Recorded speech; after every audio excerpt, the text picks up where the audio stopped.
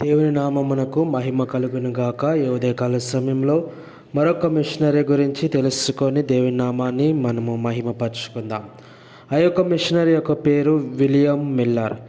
ఈయన 1838 జనవరి 13న తర్సోలో జన్మించాడు మరియు అబెర్డీన్ విశ్వవిద్యాలయం మరియు ఎడిన్బర్గ్ విశ్వవిద్యాలయంలో విద్యను అభ్యసించాడు. 1862లో 24 సంవత్సరాల వయస్సులో ఆయన మద్రాసుకు చేరుకున్నారు. ఆయన వచ్చినప్పుడు మద్రాసు నగరంలోని ఫ్రీ చర్చ్ ఆఫ్ స్కాట్లాండ్ యొక్క ఏకైక మిషనరీగా ఉన్నారు. ప్రారంభంలో మిషనరీగా ఆయన బహిరంగ ప్రకటన పని, సంఘ పని, వైద్య సహాయం మరియు బాలురు మరియు బాలికల విద్యలో నిమగ్నమై ఉన్నారు. 1862లో యొక్క విలియం మిల్లర్ రాకతో మద్రాస్ క్రిస్టియన్ కళాశాల శక్తివంతమైంది మరియు త్వరలోనే కళాశాల యొక్క గొప్ప వాస్తుశిల్పి అయ్యాడు. 1863లో క్రైస్తవ విద్య మాత్రమే భారతదేశంలోని గొప్ప నాయకులకు శిక్షణ ఇవ్వగలదని ఆయన ఊహించారు. తర్వాత 1877 జనవరి 1న సెంట్రల్ ఇన్స్టిట్యూషన్ను మద్రాస్ క్రిస్టియన్ కాలేజీగా మార్చిన సంస్థపై ప్రత్యేకత పొందడం ప్రారంభించాడు. స్కాటిష్ మిషనరీ మరియు మద్రాసులోని Free Church of Scotland mission స్థాపకుడు జాన్ ఆండర్సన్ 1837 ఏప్రిల్ 3న స్థాపించిన క్రైస్తవ పాఠశాల జనరల్ అసెంబ్లీ స్కూల్. తర్వాత పాఠశాల నుండి కళాశాలగా మరియు తర్వాత విలియం మిల్లర్ నాయకత్వంలో క్యాంపస్గా అభివృద్ధి చెందిన మద్రాస్ క్రిస్టియన్ కళాశాలగా ప్రసిద్ధి చెందింది.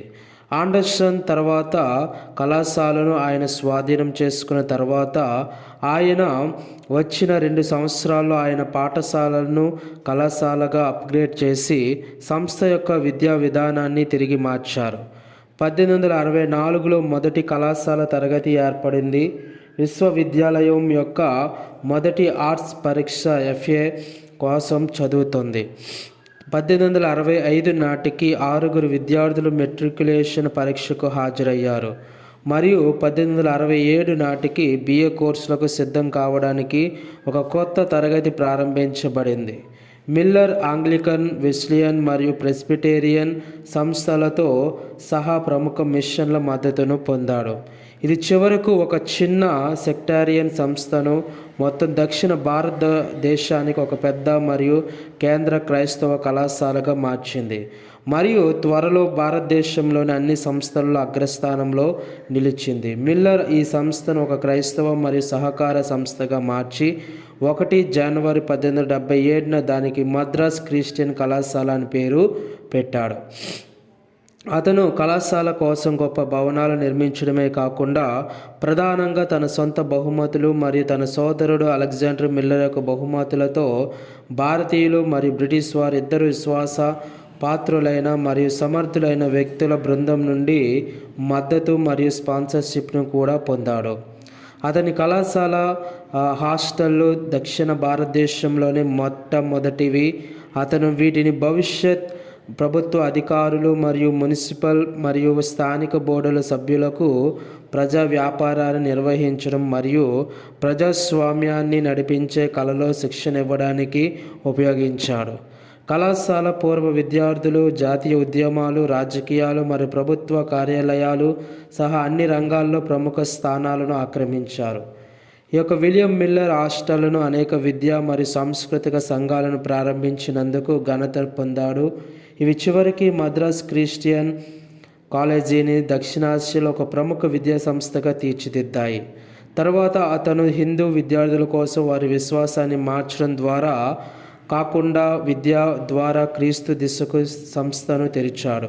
వెంగల్, చక్కరై, చెట్టి, చెంచియా మరి ఇంకా చాలామంది వాస్తవానికి మిల్లర్ ప్రభావంతో క్రైస్తవ మతం వైపు ఆకర్షితులయ్యారు. ఆయన మద్రాస్ క్రిస్టియన్ కళాశాలకు 45 సంవత్సరాలు క్రియాశీల ప్రిన్సిపల్గా మరో 16 సంవత్సరాలు గౌరవ ప్రిన్సిపల్గా పనిచేశారు మరియు భారతదేశం అంతటా విద్యావేత్తగా ప్రభుత్వం తన విద్యా విధానాన్ని రూపొందించడంలో సహాయపడ్డారు. ఆయన 1896 వరకు భారతదేశంలో విద్యావేత్తగా పనిచేశారు మరియు మద్రాస్ విశ్వవిద్యాలయం సిండికేట్లో ప్రముఖ సభ్యుడిగా కూడా పనిచేశారు. తన విద్యా పనికి ఆయన ప్రభుత్వం నుండి ప్రశంసలు మరియు ఆర్థిక సహాయం కూడా పొందారు. ఆయన మద్రాస్ లెజిస్లేటివ్ కౌన్సిల్ 1891-1909 వరకు వరుసగా 4 సార్లు మరియు 4 సార్లు నామినేట్ అయ్యారు. 1896లో ఆయన చర్చిలో ఇచ్చే అత్యున్నత గౌరవమైన Free Church of Scotland General అసెంబ్లీకి మోడరేటర్గా ఏకగ్రీవంగా ఎన్నికయ్యారు. ఆయన కైజర్ ఈ హింద్ పథకాన్ని కూడా అందుకున్నారు మరియు అబెర్దీన్ మరియు ఎడిన్బర్గ్ విశ్వవిద్యాలయ అనేక గౌరవ డిగ్రీలను కూడా ఆయనకు ప్రదానం చేశాయి. 1901లో ఆయన మద్రాస్ విశ్వవిద్యాలయానికి వైస్ ఛాన్సలర్గా నియమితులయ్యారు. 1907లో అనారోగ్యం కారణంగా ఆయన భారతదేశం నుండి స్కాట్లాండ్లోని ఎడిన్బర్గ్లో నివసించడానికి బయలుదేరి 85 సంవత్సరాల వయస్సులో 1923 జూలై 15న అక్కడే మరణించినారు.